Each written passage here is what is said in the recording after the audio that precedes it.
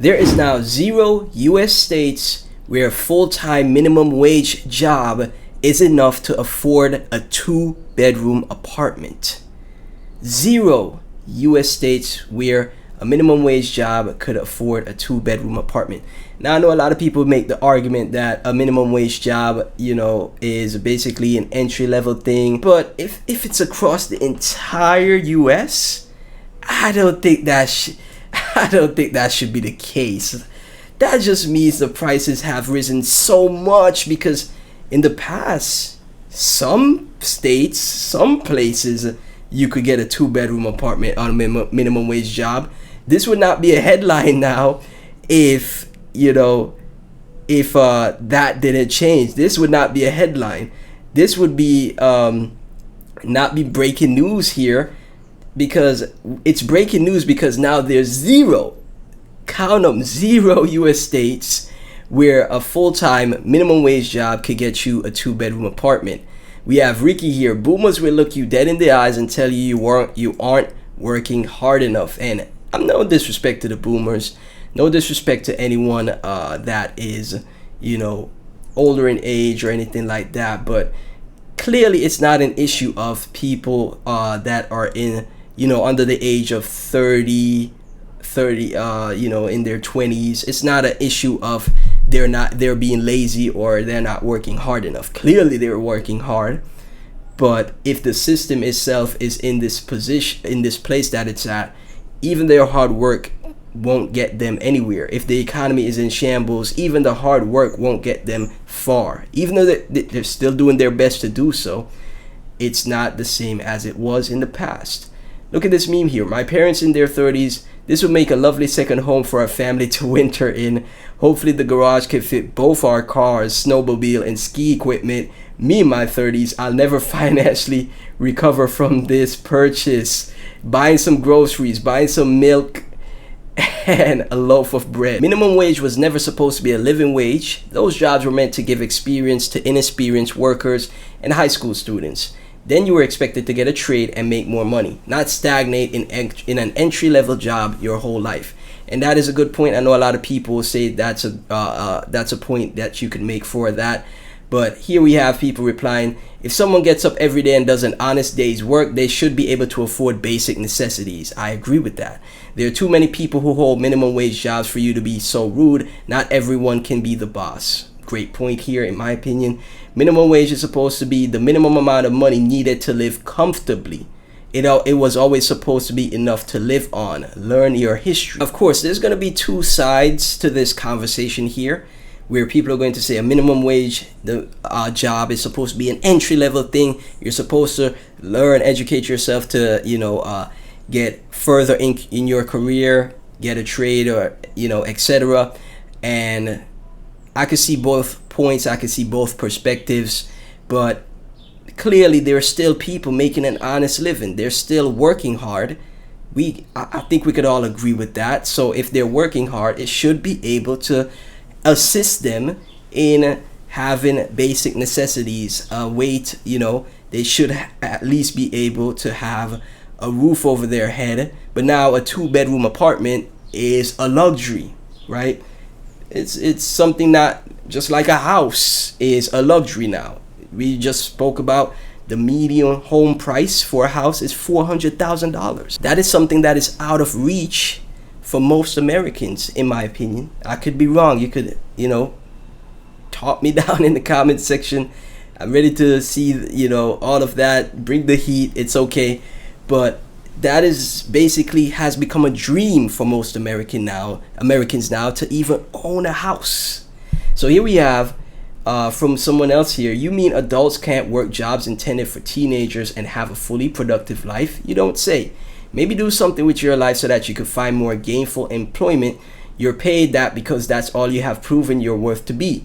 Develop real marketable skills that are not common on the job market. So again, both sides, both different opinions here. If you want something done about these things, you could go out and make a change. People always say that, and I could agree and I could see the points from both sides. If you want to live a life that the millionaires, billionaires, or trillionaires are achieving, you could go out there and figure out ways and educate yourself, or getting into careers, try to figure out education to pull that off. But then, even so, there's people out there with bachelor's and master's degrees that still can't get jobs. Hundreds of applications still can't get jobs, right? So it's not black and white here. I think this is extreme gray area territory, in my opinion. There's not a single state in America where a full-time minimum wage job covers a 2-bedroom apartment. Not one. That's not an opinion. That's from the National Low Income Housing Coalition's annual Out of Reach report. And the numbers behind that headline are staggering. The federal minimum wage is $7.25 an hour. And in my previous video here, right here, this is one of my biggest videos since I made a transition on the channel. The woman on the left, with the blonde here, said she used to work for $10 an hour and still was able to, get by pretty well in her, in the past, right? So now you're not seeing that anymore at all, nowhere. Okay, so the housing wage needed to afford a modest 2-bedroom apartment nationally is now $33 an hour. That's more than 4 times the federal minimum wage. To put it in another way, a minimum wage worker would need to work 116 hours a week to afford that apartment. There are only 168 hours in a week total. That leaves 52 hours for sleeping, eating, and everything else that makes up a human life, and it could get worse depending on where you live. In California, you need $50 an hour, Massachusetts, $46. Even in West Virginia, the most affordable state on the list, you need $18.49 an hour. The federal minimum wage doesn't clear that bar anywhere. Here's the part that doesn't get talked about enough. This isn't a minimum wage problem. Nearly half of all U.S. renter households are cost burdened, spending more than 30% of their income on housing. Recently, in the previous video that we talked about, for most people, or many Americans, half of their earnings go to rent.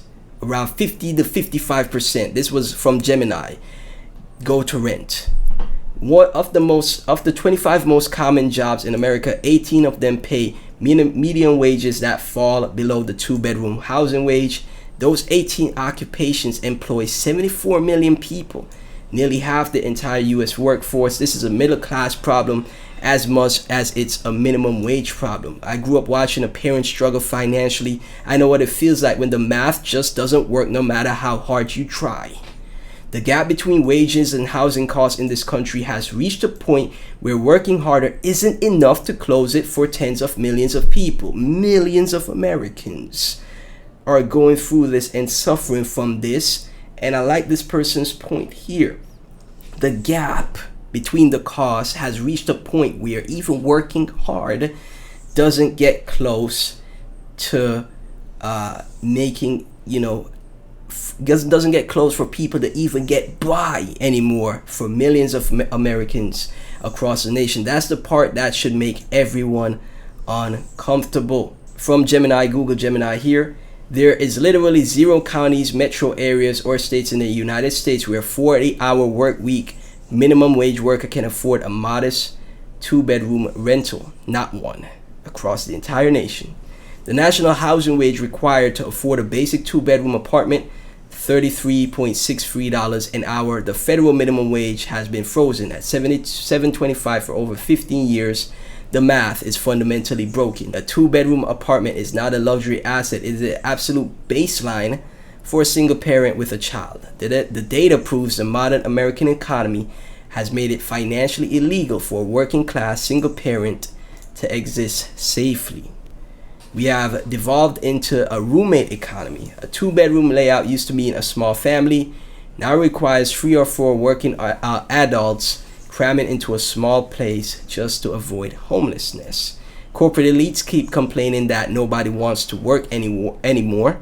The reality is people are refusing to work jobs that explicitly fail to provide the most basic human need, which is shelter. I personally think that there's definitely something wrong in the system as we know it. This is from Google Gemini, an LLM, large language model, AI, breaking this down And I think, the points are valid. I could see both points, but can we have some type of middle ground where people realize, okay, the system and the economy and all these things are in a terrible place? How do we find that middle ground for, more and more Americans, the millions of Americans, to start to, get in a position where they could start to get by again. They could start dreaming again. They could start seeing, that progress, that abundance. I think we really need to see a change where it's not just the CEOs anymore, the corporations that are, achieving the American dream. Now, it has to get to a place where even, even people that are working minimum wage should be able to achieve this as well, in my opinion, because they're hardworking. They're making an honest living. They're working hard just like anyone else. Want to see your comments down below. Have a discussion here and talk about this. These are the headlines I saw recently, and I decided I gotta make videos on them. Again, I'm not an economist. I'm educating myself and just wanted to talk about these topics here. So thank you guys so much for tuning in. As always, like, comment, subscribe if you enjoyed the content, and I'll catch you in the next one. God bless.